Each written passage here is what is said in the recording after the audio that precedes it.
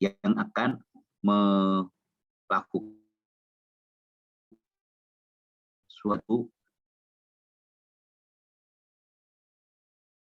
recording yang harus bayar, gitu kan. Nah, dengan demikian gagallah mereka sehingga menjadi domain publik. Siapapun boleh akses. Berkembanglah teknik-teknik yang lain, yaitu dengan munculnya 454 sequencing. Ya. Dengan demikian, tidak saja untuk Human Genome Project, tetapi organisme lain pun sudah mulai dikerjakan karena sebagai domain publik. Genome Project itu adalah domain publik. Ini historik ini kan tadi. Nah, muncullah berbagai macam ragam ya yang dilakukan di dalam sequencing. Jadi ternyata kuncinya adalah teknik sequencing yang dijalankan. Nah, pada minggu yang lalu saya sudah sampaikan ya, mulai dari teknik Sanger, ya, Max, kemudian Maxham and Gilbert, ya. Nah, itu masuk dalam first generation, yaitu generasi pertama. Nah, kemudian berhasil dimulai dengan Haemophilus influenza yang di sequencing secara shotgun, ya. Kemudian semua whole genomnya diketahui. Nah, ABI system, ya, Applied Biosystem, itu mengembangkan mesin-mesin automatic sequencing. Walaupun pada saat itu dimulai dengan gel slab, ya, pakai gel akrilamid, ya, yang tegak vertikal dalam mesin sequencing yang ini kan tadi. Nah, pada tahun 96, ya, itu eukariot genom pertama sebelum manusia itu berhasil di sequencing secara utuh. Nah, baru kemudian seperti yang saya sampaikan 2001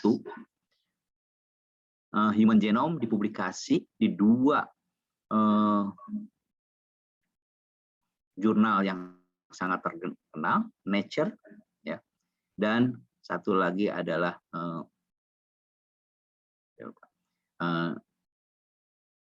khusus untuk Genome Project ini. Nah, walaupun deklarasi resminya baru berlangsung 2003.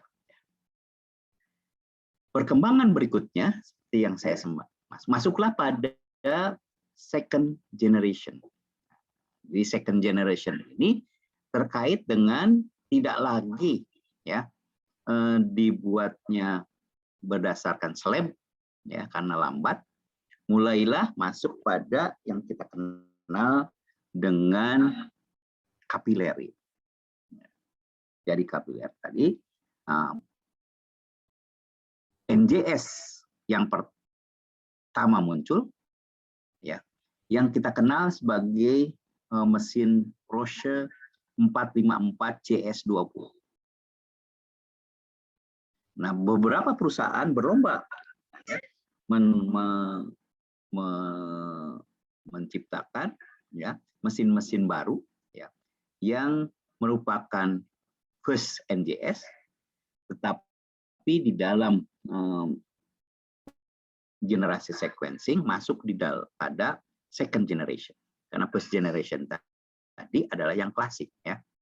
Jadi ingatkan, ini bagus sekali apa yang disampaikan oleh Gupta tadi dan Verma tahun 2019 saya dapatkan baru, nih relatif baru ya, minggu sebelum saya kuliah.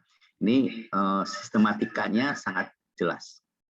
Saya akses ke beberapa publikasi maupun jurnal, tidak historiknya tidak ini. Ini makanya nih hutan tadi ya secara bertahap 2000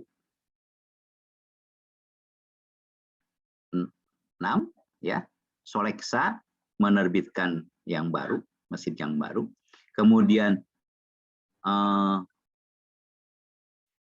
muncullah berbagai macam genome project selain manusia, sapi, ya. Kemudian ayam, ya, burung-burung tadi, sapi dan sebagainya. Nah, apalagi dengan munculnya Roche 456JS dan Abisolid sequencer, ya, itu menjadi lebih cepat lagi. Kemudian muncul lagi mesin yang baru, Illumina GA2. Kemudian juga Roche yang platform yang lain. Dari mulai Titanium, Junior. Nah, ini pada 2011 dari Illumina, ya, yang dikenal dengan MySec. Nah, MySec ini terobosan yang penting, ya, karena biasanya kalau kita mensekvensi suatu bakteri, ya, itu satu persatu. Kalau itu di dalam suatu komunitas, maka satu persatu. Nah, dengan mesin Illumina MySec ini, Illumina MySec ini, ya, maka dapat di sequencing, ya, suatu, jadi tidak satu, tapi dari komunitas itu bisa di sequencing langsung. Muncullah dari sini apa yang kita kenal dengan metagenomic. Jadi kalau Anda masuk di dalam publikasi-publikasi, yaitu berkat Illumina MySec, ya, kemudian dilanjutkan dengan mesinnya yang lebih kuat lagi, yaitu Illumina HiSec, maka marak, ya, penelitian-penelitian mengenai metagenomic. Jadi suatu penelitian yang bisa mengungkapkan secara menyeluruh, ya, apa diversitas yang ada di suatu tempat, ya, dari komunitas organisme yang ada. Nah, misalkan kalau bakteri, ya, dengan memakai ribosomal RNA, 16 ribosomal RNA, maka komunitas bakteri bisa diindikan apakah dari tanah, dari air, ataupun dari bagian-bagian tertentu. Dari daun, komunitas bakteri apa saja yang ada, tanah, akar, batang, daun. Nah, dengan mesin Illumina MySec, maka mulailah terkenal publikasi Anda bisa telusuri sejak tahun 2011, 12 dan seterusnya. Itu marak penelitian-penelitian mengenai metagenom. Ya, nanti bisa kita ini kan hal tersebut. Ya.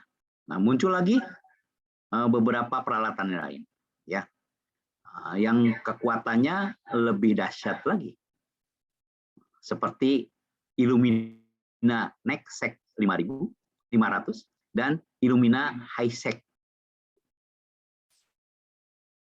X10. Ya. Nah, ini muncul lagi Illumina ISEC 100. Nah, ini merupakan MGS, ya, dari generasi second generation, ya, dalam kelompok bagaimana kita sekuensi. Nah, ini apa namanya penjelasan dari berbagai artikel, inilah yang paling lengkap. Saya punya koleksi jurnal mengenai NGS ini sampai ratusan, ya, sampai 50 yang secara runut mereka sampaikan dengan jelas. Dan masuklah ke sequencing generasi ketiga. Yang memilihnya kita akan sampaikan step by step.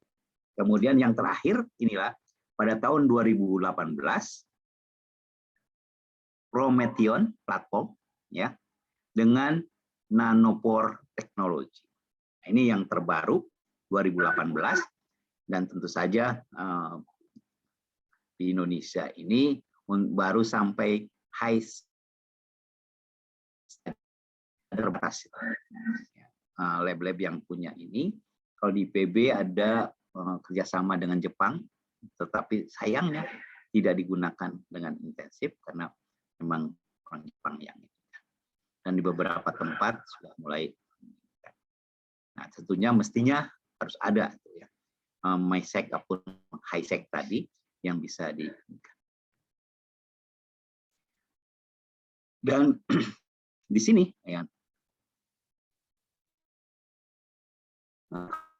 bagaimana penggunaan instrumen tadi sangat marak sampai eksponensial sejak 2010 ya. Nah, tentu saja ini disupport oleh peralatan NJS yang sangat-sangat berkembang dengan pesat. Apa saja peralatannya? Mudah-mudahan dengan apa yang saya sampaikan tadi, kalau Anda keluar punya kesempatan magang di beberapa lab yang lengkap, ya, itu tidak gegar budaya ataupun ini kan tidak tahu bagaimana perkembangan. Ya, setelah kuliah ini tentu saja Anda akan lebih memahami bagaimana perkembangan daripada NJS tadi. Ya, ini yang perkembangan yang sangat pesat ini. Dan tentu saja muncullah yang lebih detail lagi. Nah, ini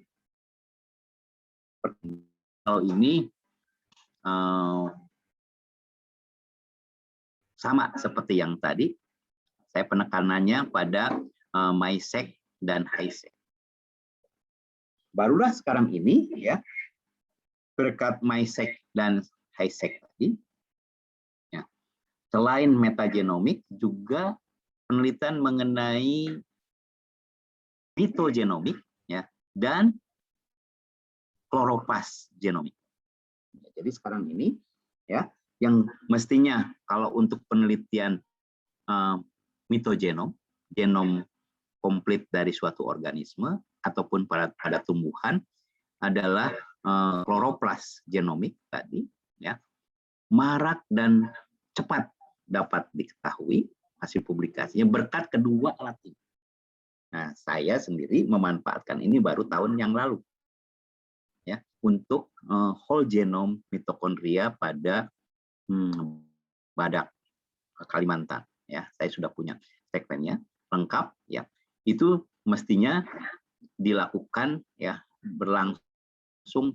Kalau sebelumnya teknik klasik yang digunakan perlu waktu 3 tahun ya. Saya dengan teknik yang ini 6 bulan sudah selesai ya. Nah, sekarang juga saya sudah barusan mendapatkan ya yang whole genome mitokondria pada badak Jawa ya, dengan teknik MySec dan HiSec. Nah, saya berencana bulan Januari akan membuat ya marker mikrosatelit yang dulu waktu saya ngambil S2, S3 itu berlangsung 3 tahunan ya. Ini mau saya lakukan 3 tahun lebih sampai 4 tahun. Nah, ini kita rencanakan cukup 6 bulan kita sudah bisa mereka. Nah, dari sinilah lompatan-lompatan teknologi yang membuat Anda ya kalau mengambil S3 mengenai whole genome mitokondria ya, Anda bisa selesai dalam waktu 6 bulan asal dana yang Anda punyai cukup ya. Dan tentu saja ini terjangkau dan Anda bisa publikasi dengan cepat. Hanya ini saya mau dorong publikasi dengan cepat karena berlomba. Kalau orang lain melakukan itu akan menginikan tadi. Nah, demikian pula kita ini banyak primata-primata ya yang bisa misalkan whole genome mitokondria pada orangutan, pada Macaca passicularis, kemudian pada wajawa. Itu bisa Anda lakukan dalam waktu 6 bulan, itu sudah selesai analisis. Ya, sudah saya buktikan. Gitu ya. Kalau saya serius, mungkin 3 bulan bisa, ya, tepat bisa selesai. Kalau tidak dengan pekerjaan yang lain. Inilah bagaimana kekuatan peralatan NGS generasi ini kan tadi mampu mempercepat ya hasil dan biayanya pun menjadi lebih murah. Karena kalau Anda bayangkan 3-4 tahun ya, berapa biaya yang harus diinikan? Ini dalam waktu 3 bulan sampai 6 bulan sudah selesai dan siap publish untuk ini kan. Nah, ini perkembangan-perkembangan dan tentu saja ini penting karena kita seringkali kalau akses di GenBank rata-rata penemunya itu orang asing ya. Ya, makanya untuk biodiversitas di Indonesia ini kita semua harus berlari cepat untuk masuk. Masalahnya di Indonesia ini dianggap belum begitu penting ya informasi ini. Padahal ya di luar itu sudah mulai berbondong-bondong untuk mengalihkan dana dan daya yang kita punya untuk ke arah. Nah, BRIN ya mulai itu juga melirik ke arah strategi ini dan tentu saja kita akan lihat seperti apa ya hasilnya. Ya. Dan orang kita mampu untuk mengerjakan tadi. Apalagi yang muda-muda ya, saya aja yang sudah tua ya masih bersemangat dan mampu dan menghasilkan. Anda yang masih muda mestinya ya dengan pengetahuan fisik yang lebih ini kan lebih cepat lagi berlarinya. Itu yang kita harapkan. Nah, kita kembali lagi kalau tadi kepada historiknya. Sekarang apa yang maksud dengan first generation sequencing? Yaitu teknologi sequencing yang menggunakan maksam dan hibrid ya dengan metode terminasi atau metode di deoxynucleate method ya melalui sequencing secara sintesis. Nah, di sini pertama ini dimulai dengan label radioaktif, kemudian digantikan dengan label yang lebih ini lagi, yaitu label fluoresen dimulai digunakan. Ini ciri daripada generasi pertama. Nah, peralatan generasi pertama ini adalah ABIPRISM 370. Jadi kita mensequencing hasilnya itu berdasarkan, nah ini alatnya seperti ini. Jadi supaya Anda, walaupun Anda alat klasik, Anda bisa melihat ini sebagai generasi pertama. Kemudian ini kalau tadi ya dengan ABIPRISM yang 370 naik lagi menjadi 377 dengan sistem automatic sequencing kombinasi antara PCR dengan automatic sequencing. Tapi gel untuk mendapatkan pita-pita tadi adalah dengan gel elektroforesis yang terkenal sebagai slab gel sequencing. Ini metodenya yang buat tadi ABIPRISM 377. Dia akan bagaimana dia mensequencing, lihat saja alat yang digunakan untuk sequencing. 377 kemudian berkembang lagi ya. Model yang terbaru ya dengan berbagai alat yang kita kenal tidak lagi slab menjadi ini, yaitu dengan memakai kapiler. Nah, ini salah satu contohnya adalah ABI Prism ABI 3130 XL Genetic Analysis. Ya, ini seperti ini alatnya, ya. Kemudian, nah ini menjadi lebih modern lagi, ya, walaupun klasik, ya, tetapi ini bisa mendapatkan ribuan, ya, ribuan apa namanya sampel yang di running dalam satu hari. Nah, apa yang kita kenal dengan ABI 3730 XL, ya. Nah, ini alatnya, ya. ABI ini adalah, jadi kalau Anda sekarang di perusahaan-perusahaan sequencing yang besar, ya, untuk Human Genome Project dan lain sebagainya, ini alat-alat besar ini akan mendominasi, di mana dengan single tube satu ini adalah 96 well yang digunakan.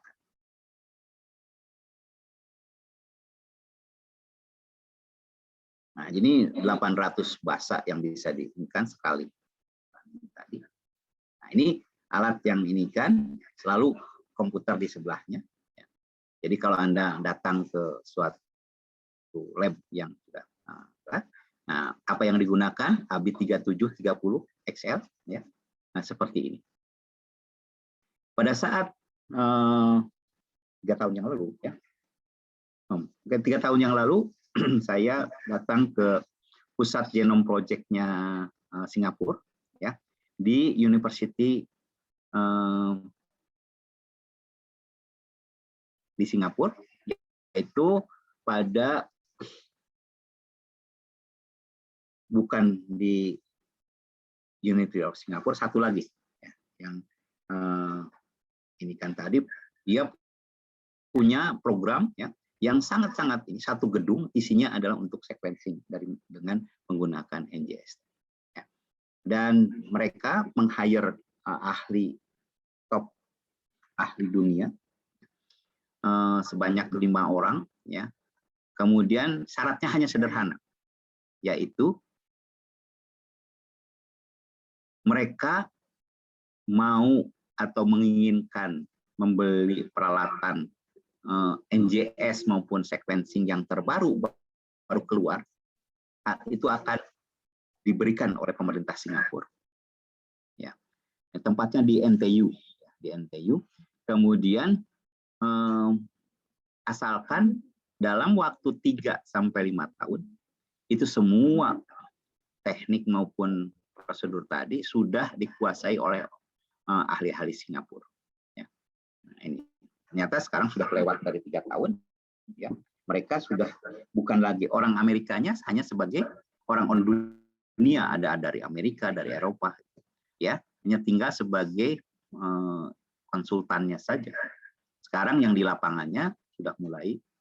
Pada saat saya ke sana dengan Profesor Bambang Purwantara, ya, kita keliling, ini kan 1 hari di sana. Nah, kemudian masih banyak orang-orang Amerika, Eropa yang ini kan tadi. Tapi sekarang ini saya dapat berita semuanya sudah levelnya sudah dikuasai oleh orang Singapura. Nah, mestinya Indonesia, ya, pemerintah itu berinvestasi seperti itu. Hal yang sama sekarang ditiru oleh Malaysia. Ya. Malaysia mendirikan pusat genomiknya dengan meng-hire yang ilmuwan terkenal tadi, kemudian syaratnya seperti yang di Singapura. Jadi kami waktu datang ke sana ada alat NGS yang hero sequencing tadi baru keluar dari pabriknya 3 bulan yang lalu, sudah ada di lab tersebut. Ini menandakan bagaimana mereka itu sangat-sangat agresif. Nah, kita mulai dengan apa ini capillary sequencer? Perubahan dari gel akrilamid menjadi satu pipa-pipa kapiler yang bisa membuat ya sampel ratusan ribuan sampel. Ya, tergantung nanti kapilernya ada berapa. Biasanya dimulai dari akril fiber kapiler ya, yang panjang, kecil, ya. Kemudian kapasitasnya ada yang 8, nah kelipatan 8, ada yang 16, kemudian ada yang 24. Seperti apa? Nanti saya akan sampaikan. Ini ya, kecepatan yang tadinya mirip apa namanya dengan slab cell, tetap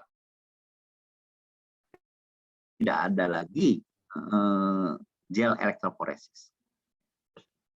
Dengan demikian, kita bisa mengsekuen secara paralel tergantung pada kapasitas kapilernya. Yang paling sederhana adalah 8 kapiler. Kemudian yang kedua adalah 16 kapiler. Yang ketiga adalah 24.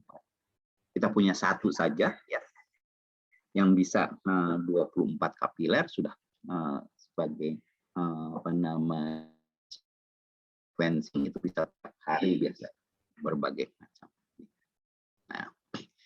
Nah, saya baru dapatkan ini juga selain bagaimana nih cara kerja kapiler tadi, kita punya DNA template, kemudian dibuatlah apa namanya cycle sequencing-nya masuk, kemudian dilakukan purifikasi, ya. Nah, baru masuk ke peralatan. Jadi bagaimana? Ini sini Anda siapkan dulu alatnya. Ini memakai yang justru yang terbaru ya, yang untuk saat itu 3730 ya. 3130 yang sebelumnya. Nah, ini yang baru itu 3730. Nah, mesinnya model seperti itu penampilannya ya. Dari mulai yang klasik 3110, 3100 naik ke 3130, baru 3730 ya. Ini yang ini kan tadi. Jadi setelah dinikan, dikalibrasi, kemudian softwarenya dijalankan, analisis protokolnya itu, sampelnya dimasukkan ke dalam kapiler, kemudian tinggal setelah selesai semua, sampel masuk, klik run. Ya. Maka dalam beberapa jam itu akan mendapatkan data-data hasil sequencing-nya ya, secara otomatis. Nah, dengan sudah dibacakannya hasil-hasil tadi. Ini secara khusus bagaimana step-stepnya. Ini saya sampaikan ke Anda sehingga Anda kalaupun magang maupun ini kan sudah bisa mengikuti. Syukur-syukur ada pelatihan khusus ya mengenai ya di IPB, akan di tempat di ITB ataupun tempat lain ya. Nah, walaupun mungkin harganya lumayan kan ya, tetapi ini prinsip-prinsip yang harus Anda lakukan suatu saat ya di tempat Anda, di universitas Anda, misalkan pendanaannya sudah cukup bisa memiliki ini, tetapi tenaganya sudah kan tampil. Saya sebetulnya berharap ya di IPB melakukan secara rutin untuk universitas maupun audien yang lain ya, karena kita sudah punya nanti yang berikutnya. Dan kapiler ini ya, nah, jadi ini step-nya diinjeksikan ya di dalam kapiler, kemudian elektrode yang ada tadi akan menarik sampel-sampel tadi dengan arus yang mirip-mirip tadi, lebih cepat ya, terurai ya, tentu saja dengan buffer khusus untuk sekuensi. Nah, begitu sampel itu setelah diinjeksi, jadi sistemnya bukan ini kan diinjeksikan ke kapiler tadi. Satu masuk, berikutnya terus bergantung pada kapasitas dari kapiler tadi. Nah, di mana warna atau label tadi ya menggunakan misalkan fragmen untuk ini dengan pewarnaan fluoresen ya, yang dikenal sebagai terminator. Si fluoresen tadi dilabel di bagian ujung dari basa-basa tersebut dengan warna yang berbeda-beda, ya, green, blue, yellow, dan red, ya, untuk ini kan tadi. Sehingga kalau muncul warna hijau berarti itu A, warna biru itu kuning adalah G, dan warna merah adalah T. Dengan 4 warna tadi, ya. Nah, ini kan ada kamera untuk pendeteksian dan pendokumentasikannya, ya, maka akan muncul hasil-hasil sebagai berikut. Ya. Jadi Anda lihat, ya, warna merah itu T. Hasilnya yang Anda bisa baca dari komputer dengan adanya PIC. Ya, jadi PIC dari hasil ini tadi.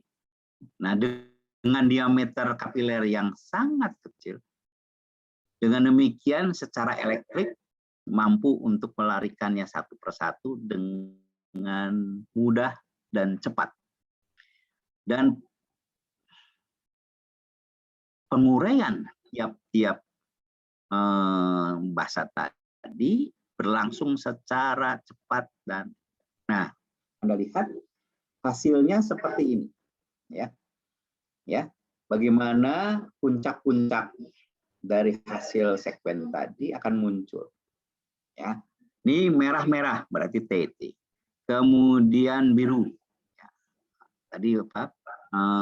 G itu adalah kuning misalkan, kemudian dan yang lain-lain tergantung kepada pewarnanya tadi, ya. Kalau di sini, ya, ini kita lihat kuningnya diganti dengan pewarna.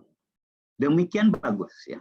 Yang bagus itu adalah tadi pita-pitanya tinggi-tinggi ininya, ya, peaknya tadi tinggi-tinggi dan terpisah. Tidak ada yang dua. Itu ada 2 warna dalam satu basa, itu ada ambigu. Nah,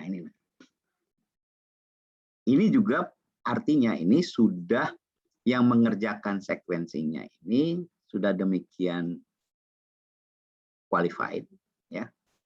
Nah, tapi kalau Anda yang masih awal-awal, seringkali pita-pita ini numpuk, ya, dan bahkan pendek-pendek. Itu artinya bahwa Anda masih belajar mensekuensi. Ini juga saya dapatkan pada saat, ya, kita kirim ke perusahaan sequencing, hasilnya itu amburadul.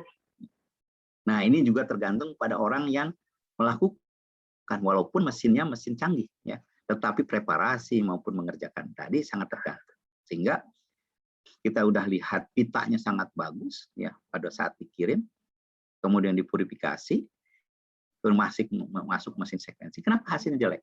Ya. Padahal sebelumnya bagus. Jadi ternyata mereka ganti orang teknisi yang mengerjakan. Ya. Mereka mengakui bahwa ada pegawainya baru, gitu kan. Nah, ini yang menandakan bagaimana berhati-hati, itu kan. Kadang-kadang mereka itu tidak permanen. Karena yang sudah bagus akan di-hire oleh perusahaan lain yang lebih tinggi gajinya, kan? Nah, ini contoh bagaimana yang capillary sequencing tadi menghasilkan hasil yang demikian bagus. Nah, apa yang terjadi di dalamnya? Nah, jadi beda. Kalau yang pada yang generasi pertama yang memakai slab gel, ya, di tengah itu adalah ada gel vertikal. Di sini sudah tidak ada lagi. Anda lihat bagian dalamnya tadi, mulai dari kapilernya di tengah. Nah, kapiler ini yang menentukan. Ini berarti satu kapiler, ya. Nah, ada juga yang sampai 8 kapiler. Jadi kapilernya itu tadi. Dan ada di sini untuk kita menginjeksikan. Kemudian ada buffernya, ada inlet buffer, kemudian elektroda yang ini. mesinnya seperti ini yang awal-awal, ya. Kemudian berkembang, nah ini ya sudah menjadi lebih ini. Anda lihat ada 16 kapiler. 1, 2, 3, 4, 5, 6, 7, 8 kali 2. Ya. Nah, ini 16 kapiler, Anda bisa bayangkan. Nah, ini seperti ini ya. Kalau dulu ini adalah gel. Kedengaran suara saya? Antri, lihat kedengaran? Di saya putus-putus, Pak. Putus-putus? Iya. Dengar suara saya? Putus-putus, Pak. Maaf. Maaf Pak, kalau di saya putus-putus juga Pak. Putus-putus kenapa ya?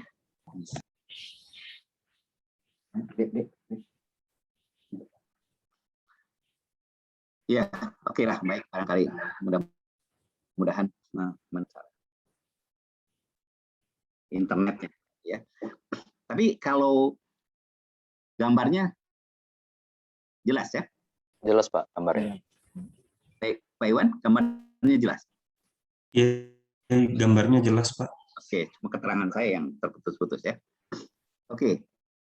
Nah, ini contoh. Jadi kalau Anda jangan kaget, misalkan yang kapiler itu seperti apa. Nah, ini kita lihat ya, ada buffernya, ada kemudian untuk injeksinya, ya ada ini adalah kapilernya, ya. Nah sekarang ini, yang tadi kan gede-gede nih ya alatnya ya, mulailah Abi tadi keluarkan yang baru, ini sekitar 2 tahun yang lalu, ya. Genetic analyzer with 3 seri. Ya, jadi ini IPB sudah punya. Sayangnya IPB hanya yang 3.508 kapiler. Padahal ini bisa 16 kapiler dan 24 kapiler. Kita sudah ini kan sekarang Bu Putri diberikan tanggung jawab untuk mengelola ini. Jadi nanti barangkali kita bisa diskusi. Beliau sudah memakai alat ini ya, yang walaupun 8 kapiler yang seperti yang nah, jadi di dalamnya ada kapiler-kapiler yang bisa diinikan. Nah, gambar dalamnya nanti saya akan tambahkan ini ya, saya punya secara khusus mengenai ini ya. Nah, sampai sini ada yang bertanya mengenai generasi pertama. Silakan. Izin bertanya Pak. Ya, silakan. Ya, saya masih belum paham begitu Pak terkait misal ada sampel yang udah diekstraksi dan elektroforesis misalnya Pak ya, untuk melihat hasil ekstraksinya terus mau di sequencing. Nah, itu berarti sampelnya dimasukkan ke mesin pipa kapiler ini, lalu nanti ya, untuk prosesnya sebelum itu sebentar iya, Pak. Ini Pak Iwan ya. Sebelum Anda kan hasil PCR kan? Iya Pak. Lihat pitanya itu bersih, tebal dan bersih kan. Nah, itu iya, belum Pak. cukup. Mereka akan tanyakan, apakah hasil PCR ini sudah dipurifikasi? Apa artinya sudah dipurifikasi? Karena pada saat Anda melakukan PCR, sisa-sisa reagen yang masih ada di dalamnya, ya, apakah DNTP, apakah itu MgCl, apakah itu enzimnya, ya. Nah, ada lagi pengotor-pengotor lain. Itu produk harus dimurnikan dulu, dibersihkan. Nanti ditanya, si perusahaan itu akan menyediakan jasa, gitu, ya. Dan dengan tambahan biaya per sampelnya sekian. Nah, seringkali nih perusahaan ini pada saat membersihkan saja sudah mulai itu. Kalau yang membersihkannya tidak profesional, ya, data Anda bisa hilang, ya. Anda itu hasil PCR Anda yang hilang, yang konsentrasinya turun, ya, jumlahnya juga turun. Anda kirimkan 5, nanti tinggal 10 mikro ataupun setengahnya 25 mikro. Ya. Walaupun sudah bersih, ya kadang-kadang tidak cukup untuk sekuensi. Nah itu yang menjadi masalah. Begitu dipaksakan, apalagi yang mengerjakan pembersihannya itu kurang dijamin bahwa sampel Anda akan jelek dan jadi tahap awal itu tadi. Silakan Pak Iwan melanjutkan. Anda masukkan ke kapiler. Jadi sebelum itu ada preparasi dulu. Iya, ya. baik Pak. Terus kalau dimasukkan ke dalam pipa kapiler, nah untuk memunculkan yang sekuens-sekuens tadi itu apakah dikoneksikan ke komputer atau bagaimana ya Pak? Ya, itu kan ya dengan tadi. Jadi seperti slab gel, tetapi ini dalam bentuk kapiler yang sangat-sangat kecil dan cepat. Bedanya dengan itu tadi perlu berapa jam? Misalkan kalau yang itu perlu 8 jam, ya. Ini cukup 3-4 jam, ya. Atau 3 jam aja sudah selesai melalui kapiler tadi. Nah, datanya kan itu akan ditampung di dalam suatu memori, ya. Memori itu bukan di dalam alat ini. Simpan di dalam komputer. Oleh karena itu, pada saat startnya itu dari komputer. Anda klik start, ya, udah masukkan semua, tutup, kemudian Anda klik run dari komputer Anda. Itu Pak, ini kan ya. Jadi setiap nanti ada kode, Anda harus ngisi dulu. Misalkan injeksi pertama kodenya apa? Nomor 1 sampel ABG5, ya kan ya. Nah, itu tadi. Oh, begitu. Jadi Anda membuat file dulu, file apa saja yang Anda inginkan. Ya. Oh, jadi memang dikoneksikan dari komputer gitu Pak ya?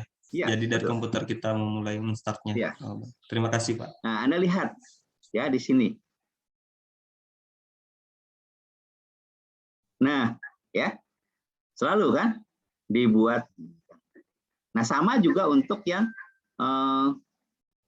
ABI 3500, ya.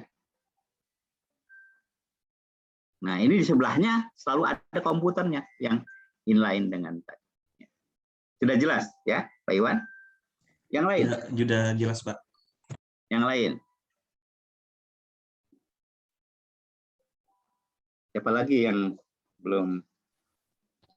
Bapak, maaf saya mau bertanya. Ya. Di sini kan ada elektroforesis teknologi dengan menggunakan kapiler dengan 8 atau 16 atau 24 kapiler. Itu semakin banyak kapilernya itu semakin baik atau bagaimana ya Pak sistem kerjanya? Saya agak bingung dengan jumlah kapiler yang banyak ini. Terima kasih Pak. Jadi kalau hanya 8 kapiler, misalkan tiap kapiler punya kapasitas ya 10 ya. Nah, biasanya lebih dari 10 kan. 96 berarti 12. Jadi kemampuannya 12 ya. 12 kali 8 berapa? 96 sampel. Ya. Itu Anda running dalam 1 kali naik. Kalau kapilernya lebih banyak, berarti kan kali lagi 2. Kan ya. 96 kali 2. Tapi sampai 96 kali 4. Jadi tergantung kepada kemampuan kapiler itu di dalam mengisi ya sampel-sampel yang ada. Nah, umumnya di kita itu kan sampelnya sedikit ya. Memang dengan 8 kapiler sudah cukup. Sudah menginikan kan berapa sekali Anda naik ya. Anda naik misalkan 96. Jadi bisa ratusan ini ya sekali naik dalam waktu 3 jam. 2 sampai 3 jam. Anda bisa bayangkan ya. Misalkan Anda punya 1000 sampel saja sudah tergantung. Makanya semakin tinggi kapilernya, maka semakin banyak kapasitas. Jadi yang satu angkot, yang satu bis setengah ini, yang satu adalah bis besar. Ya. Tadi yang nanya Asri ya? Ya. Fitriana, Pak. Maaf. Fitriana ya. Jadi tadi Fitriana ya. Jadi bisa kita lihat bahwa kayak kapasitas bis. Ya. Nah, kalau Anda tidak intensif penggunaannya, jangankan 24 kapiler ya, yang 8 aja tidak optimal per hari, per jamnya ya. Maka tidak efisien. Jadi kalau bis besar isinya hanya 3 orang, kenapa harus bis besar ya? Pakai saja angkot ya. Yang kapasitasnya cuma 12 orang atau 14 orang. Ya. Jadi tadi efisiensi. Nah, kalau kita sebagai perusahaan yang ordernya itu tiap hari harus ada 1000 sekuen ya permintaannya, maka kalau yang dengan 8 tidak terlalu ekonomis ya. Nah, tetapi kalau dengan yang makin banyak akhirnya, maka semakin bisa cepat. Dalam 2 hari sudah dikirim hasilnya. Yang masukkan olah datanya, kemudian dia kirimkan ya. Karena ini forward sama reverse. Nah, nanti makanya di situ satu sampel 2, ada forward, ada reverse. Makanya nanti kan tinggal Anda dapatkan 48 kali sampel, karena forward reverse sudah 96.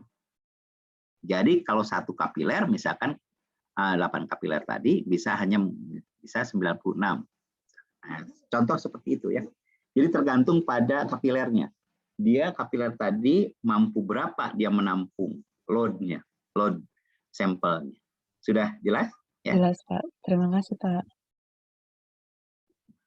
Pastinya ada demonstrasi kemudian Anda ngikuti tadi ya, supaya tidak di awang-awang. Dengan gambar-gambar yang saya sampaikan, Anda bisa menginginkan dengan. Oke. Berikutnya adalah second generation sequencing.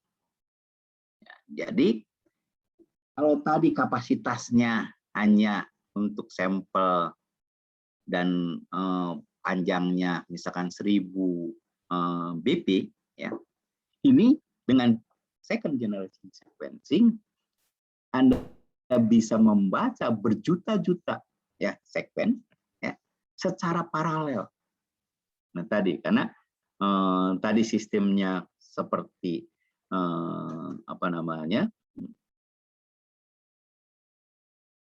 kapiler ya. Nah, sehingga kemudian ada beberapa di dalamnya tadi berjuta-juta secara paralel. Sequencing-nya hanya beberapa per jamnya, itu kapasitasnya berapa kemampuan. Biaya sequencing akhirnya apa? Biaya sequencing-nya jadi lebih murah. Ya. Dan hasil sequencing-nya dapat deteksi langsung ya tanpa elektroforesis ataupun ini kan. Jadi ini mirip dengan hasil daripada kapiler ya. Nanti si berjuta-juta sampel tadi fragmen tadi dibagi 2. Yang satu dengan teknik ligasi atau dengan sequencing. Ya, tergantung nanti alatnya. Ada sequencing by ligation atau dikenal sebagai SBL, ada sequencing by synthesis. Nah, itu campuran maupun ini.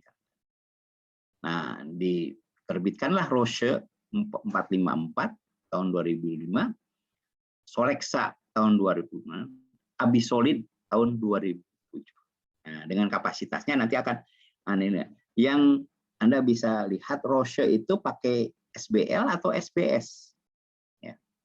Nanti di dalam teknik tadi. Nah, seperti apa alatnya ya. Nah, Anda tidak diawang-awang, saya sengaja kumpulkan foto-foto maupun ininya sehingga kalau Anda masuk di lab udah tahu oh Illumina Solexa nih yang seperti ini, seperti yang Pak Dedi sampaikan di kuliah. Oh ini Abisolid ya, seperti apa namanya TV yang ini kan tadi ya, tongkrongannya seperti ya. Oh Roche 454 seperti ya. Nah ini saya sampaikan ke Anda supaya Anda punya gambaran. Jadi kalau bicara Solexa itu seperti apa? Nah ini mesinnya seperti ini ya. Nah, berikutnya Roche, Solexa dan Abisolid itu yang mendominasi ini kan tadi. Nah, Roche sequencing tadi prinsipnya ini sebelah kanan ini adalah sintesis strandnya by sintesis. Pendekatan sintesis itu ada Roche 45. Nah, tadi berarti ini masuk dalam pendekatan apa? SBS. Ada juga yang nanti ion torrent, ya. Nah, dengan teknologi yang ini kan tadi alatnya, ya, seperti ini. Mudah-mudahan Anda dengan dari kuliah ini, yang penting gambarnya sudah kelihatan, tekniknya seperti apa. Nah, jadi kalau ini makanya dikatakan ion torrent karena fluoresennya label berdasarkan deteksi ion hidrogen yang dirilis selama proses sekuensi. Jadi kalau yang keluar kemudian di ini. Nah, kalau Solexa sintesis juga sama ya. Illumina Solexa berarti sintesis juga. Abisolid. Nah, ini dengan pendekatan ligasi. Ini kan. Jadi Abisolid ini ligasi. Jadi kalau orang bicara mengenai Illumina Solexa, dia katakan adalah berdasarkan ligasi, salah besar ya. Yang ligasi itu adalah solid sequencing ABI, solid sequencing. Kalau yang lain adalah nah ini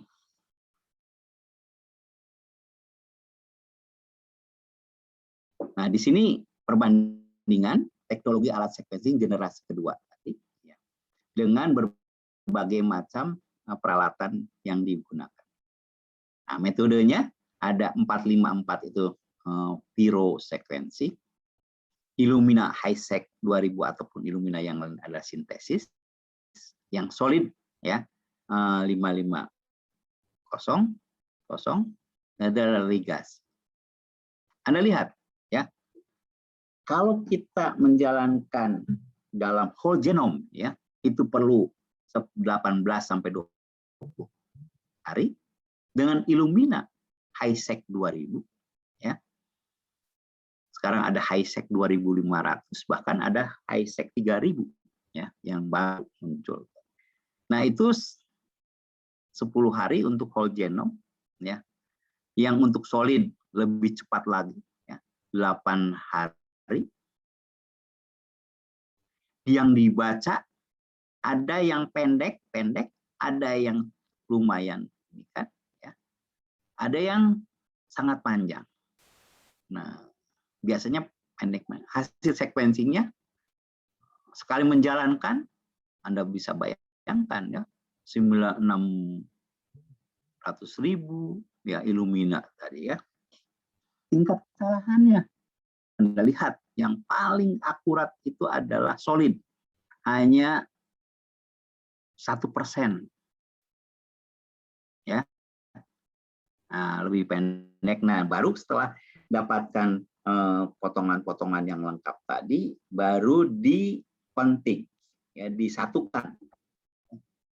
Nah, ini contoh beberapa kemampuan ya dalam membaca, kemudian di dalam untuk harga per ininya, kemudian berapa GB memori yang harus disiapkan, itu ya beberapa.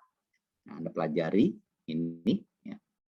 Nah, melihat ya bahwa dari traditional sequencing pemakai slab gel tadi, ya, kemudian sampai ke yang automatic sequencing 3730, ya, berderet-deret tadi, dengan menggunakan next generation sequencing perlu hanya cukup satu alat saja, ya.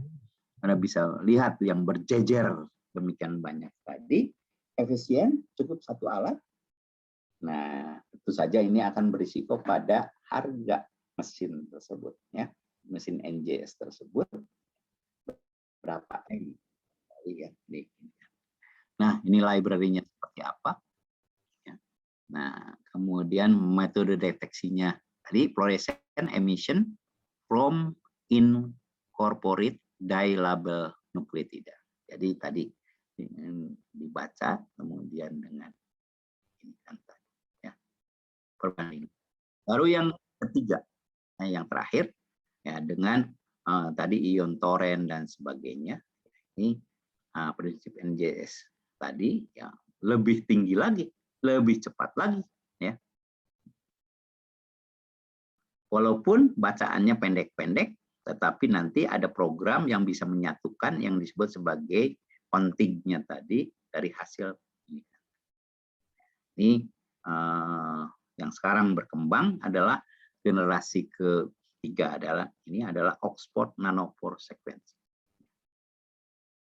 Jadi ini balik lagi, ya, beberapa prinsip yang ini kan tadi. Nanopore seperti apa sudah saya berikan, ini kita baca. Nah, ini ada artikel dari Sabrina Shore, ya, mengenai penggunaan bagaimana metode G-series target untuk Sanger deteksi sequencing data. Kemudian menggunakan teknik-teknik standar yang lain. Nah, ini Illumina yang high-sec itu seperti apa alatnya? Ini. Jadi sekarang ini mulai berkembang untuk tadi metagenomik, mitogenomik, dan bahkan ini whole genomic untuk yang tadi, ya. Nah, dimulai dengan Illumina 100, 1000, 1500, 2000 tadi yang saya bahas 2000, sekarang ini high-sec 2500. Muncul lagi, ya, yang lebih praktisnya high-scan SQ. Nah, ini yang mesin MySec, ya. Yang MySec ada MySec 2000, ya, ada yang MySec sekarang 3000 dan sebagainya. Nah, ini contoh baru yang solid sequencer, ya, yang berbagai kan tadi. Nah, high-sec 2500 ini kan tadi, ya, saya udah menggunakan fasilitas ini, ya, walaupun dikirim ke Korea, Singapura, Korea, ya. Kemudian ini bagaimana masing-masing kelebihannya saya berikan ke Anda. Nah, kerjanya tentu saja dari sumber dari darah, dari jaringan, dari sperma dan sebagainya. Kemudian dilakukan ekstraksi. Nah, sekarang ini, ya, ekstraksi tadi sudah berkembang, yang ekstraksi biasa whole genome, ya. Tetapi sekarang ada yang whole genome khusus untuk mesin NJS. Jadi Anda purifikasinya tidak bisa seperti purifikasi biasa, ya. Ada kitnya sekarang juga, ini kan lumayan mahal, ya. Makanya kenapa preparasi awal tadi cukup mahal, harga per ininya juga, ya, bisa sampai di atas 100 juta, ya, per sampel yang ini kan. Tapi dengan hasil yang nah, ya. Nah, biasanya kita pakai blood tissue kit. Sekarang ini ada lagi yang baru, ya, genomic tadi yang ini terus masuk kepada mesin sequencing. Divisualisasi tadi kan Pak Iwan menanyakan, kalau kita sudah punya, ya, pitanya seperti ini produk PCR. Nah, ini harus dipurifikasi lagi, ya, untuk membuang sisa-sisa bahan-bahan pada saat PCR. Karena kalau tidak, hasil Anda akan n ya. Nah, karena tidak dipurifikasi dulu produk PCR, masuk ke mesin sequencing. Nah, sekarang ini masuk pada whole genome sequencing. Saya mudah-mudahan ada sponsor ke depan untuk yang whole genome sequencing, ya. Tidak ada yang mau membiayai dengan dana yang lumayan besar. Ya. Nah, kita barangkali kita bisa bicara tidak lagi mitokondria genom, chloroplast genom, tetapi whole genome. Nanti akan dicari apa yang whole genome tadi tujuannya. Ya. Nanti tergantung tujuan, maka ini kan. Kalau ini contoh ya. Jadi kalau Anda produk PCR itu harus seperti ini. Ya. Kalau masih ada bayang-bayang multiband dan sebagainya, artinya Anda belum optimal. Dan kalaupun itu dipaksakan, ya, itu hasilnya kurang baik atau perlu dipurifikasi lagi. Yang diambil hanya ini kan. Jangan sekali-kali mengirimkan, ya, kalau belum ini. Jadi Anda kutak-katik dulu di dalam proses PCR-nya, ya. Nah, ini dari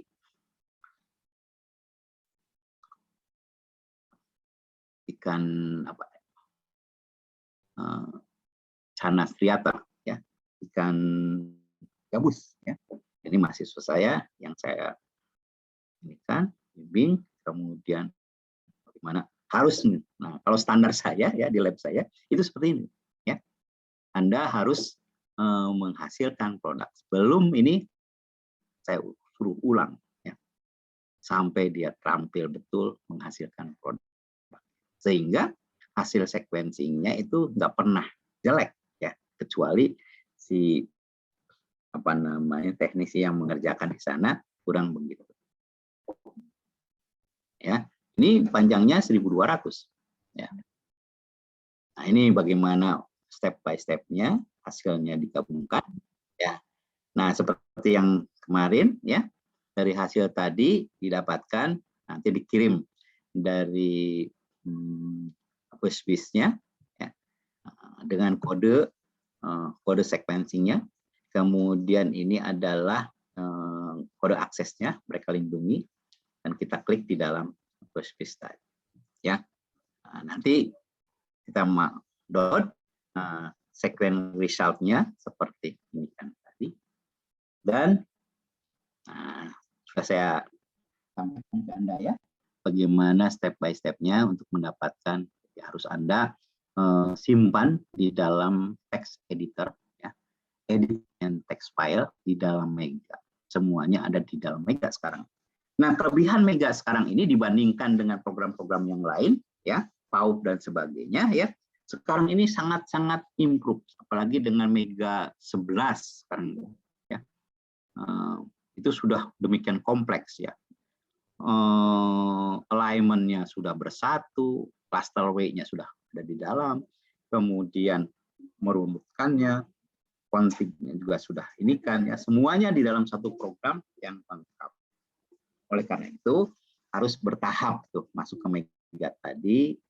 Kalau langsung dengan Mega 11, 12 bagi pemula itu bingung. Makanya saya selalu ngambil yang versi yang lebih, bukan saya tidak update, ya, dengan program, tetapi tadi tahapan-tahapan yang saya ajarkan kepada mahasiswa saya itu clear dulu, baru yang kompleks, ya. Data analisis dengan menggunakan alignment tadi, nah, nanti akan menghasilkan seperti ini, ya. Contoh bagaimana sampai kedalaman. Ini ikan gabus, ya, ini kanan. Jadi saya punya standar Canas triata yang dari Kalimantan, ya, dari Genbank, ya, kemudian dengan kode MN0. Nah, ternyata, ya, dekat dengan, ya, gabus yang dari Bekasi dan dari Kalimantan. Nah, ternyata yang dari Bekasi ada yang mirip dengan yang Kalimantan, tetapi ada juga yang tersendiri.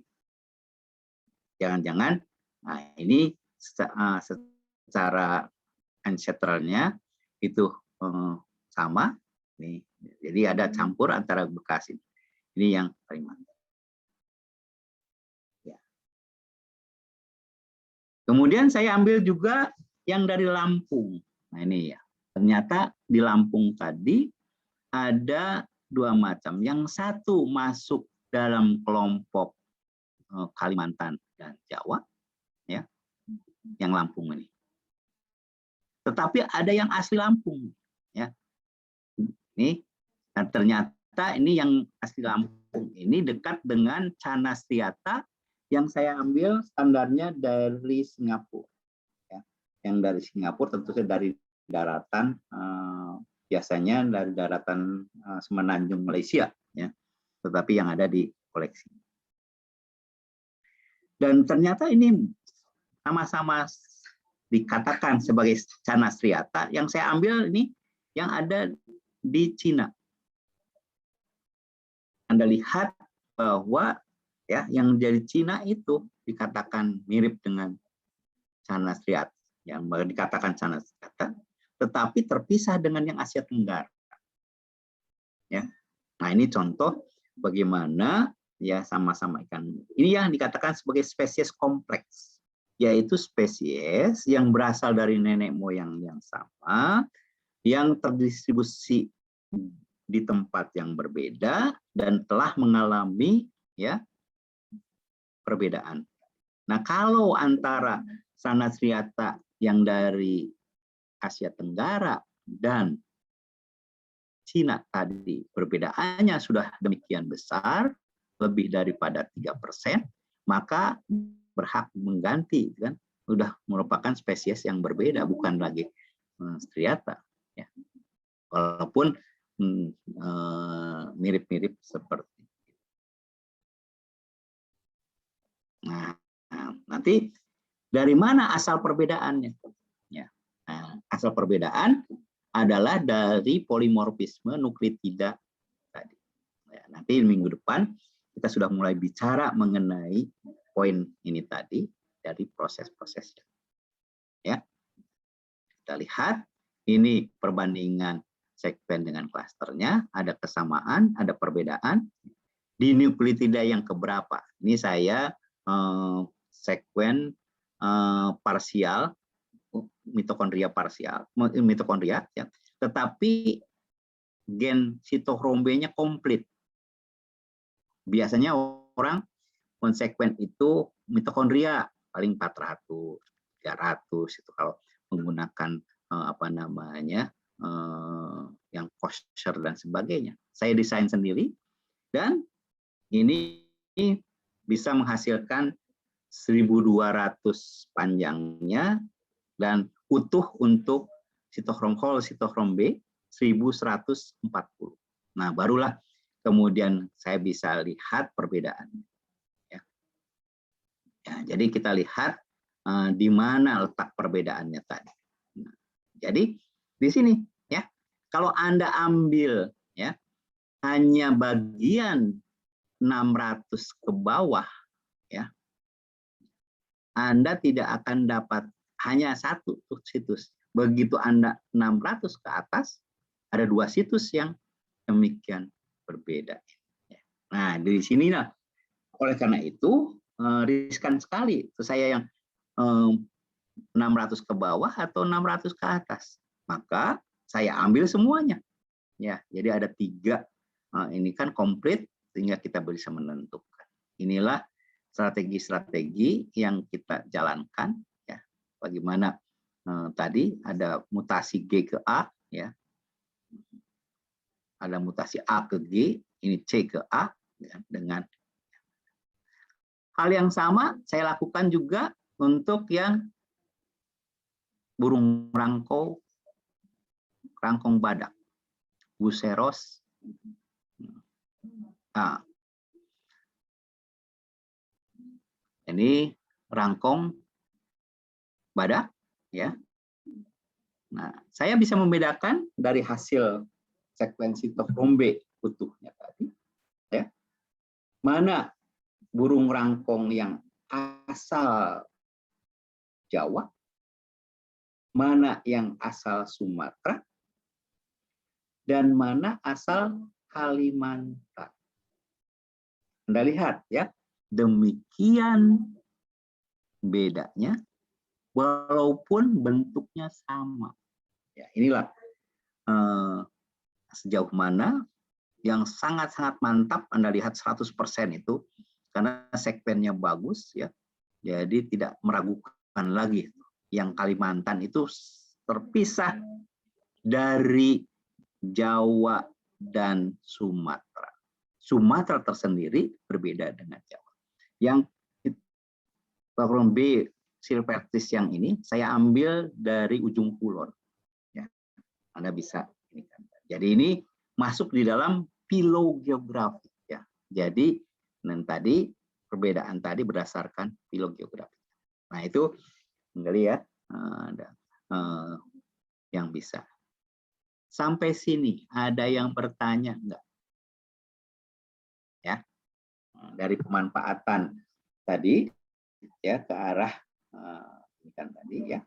Nanti barangkali pada saat praktikum kita bisa bahas hasil Anda ya untuk pendalaman ya, presentasi lagi sudah apa yang sudah Anda dapatkan untuk teknik terbarunya, kemudian dengan aplikasi ya. Silakan.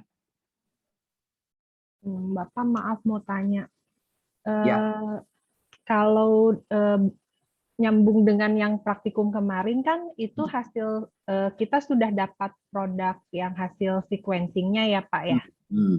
Itu. Nah berarti tadi dengan yang membanding-bandingkan dengan urutannya dibandingkan dengan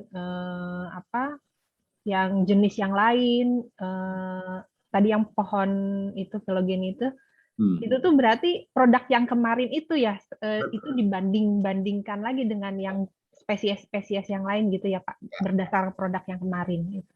Nah, contoh misalkan itu yang pada yang slide terakhir ya, pada burung rangkong badak ya. Nah, itu saya punya sekuen-sekuen yang sudah tadi dikoreksi dengan baik dengan ini tadi ya. Itu ada 4 sampel dari Sumatera, 1 sampel dari Jawa, ya, 3 sampel dari Kalimantan. Nah, inilah yang dikatakan sebagai barcode, ya, barcode untuk menandakan asal usul. Ya, jadi kalau dia katakan saya nangkap dari Sumatera, padahal kenyataannya dia tangkap dari Kalimantan. Melalui teknik ini, saya bisa mengatakan Anda berbohong, Bapak. Anda berbohong kenapa? Yang Anda tangkap itu bukan dari Sumatera. Itu dari Kalimantan. Kenapa Pak Dedi bisa menyimpulkan tadi? Ya. Karena data saya bukan seperti tadi. Setelah sequencing dengan benar. Ya. Dengan primer yang kan ini memakai. Makanya saya selain tadi menduga mengenai spesies dengan CO1, maka saya lebih favorit menggunakan Sitokrombe utuh untuk mengungkap. Dan ini mulai saya terapkan untuk hewan-hewan langka yang lain. Ya, itu sangat konsisten. Ya, sehingga saya bisa ini. Nah, itu ya, Menteri. Jadi latihan dulu seperti yang saya ajarkan kemarin. Nah kita minggu ke berapa ya? Ada filogenetik. Bagaimana merekonstruksi filogenetik step by step. Ya. Ibu jangan khawatir, masih ada kuliah saya ya mengenai bagaimana data ibu yang sudah dikumpul tadi dibuatkan seperti dendrogram yang saya sampaikan asal Sumatera. Jadi kita bisa bicara banyak. Inilah yang disebut sebagai forensik konservasi. Ya. Inilah bisa digunakan di pengadilan, gitu kan? Anda mengambil dari mana? Nah, ternyata dari pengumpul. Sekarang dari pengumpul tadi kan mereka tidak peduli asalnya dari mana. Yang penting burung target tadi, burung rangkong badak. Tapi begitu tanya, nah sama juga di Taman Safari, ya, di Ragunan, di Taman Mini, tanya, Bapak berasal dari mana nih burung? Nggak tahu. Oh, saya dapat dari hasil tangkapan sitaan. Yang menyita juga nggak tahu asalnya dari mana. Ya. Nah, dengan teknik ini, maka Anda dengan mudah menelusuri asal. Oke, ada lagi selain Bu Menteri yang bertanya? Taiwan? Taiwan? Iya, Pak. Misalkan Anda dapat baronang. Baronang dari Kepulauan Seribu. Baronang dari Sulawesi Selatan. Baronang dari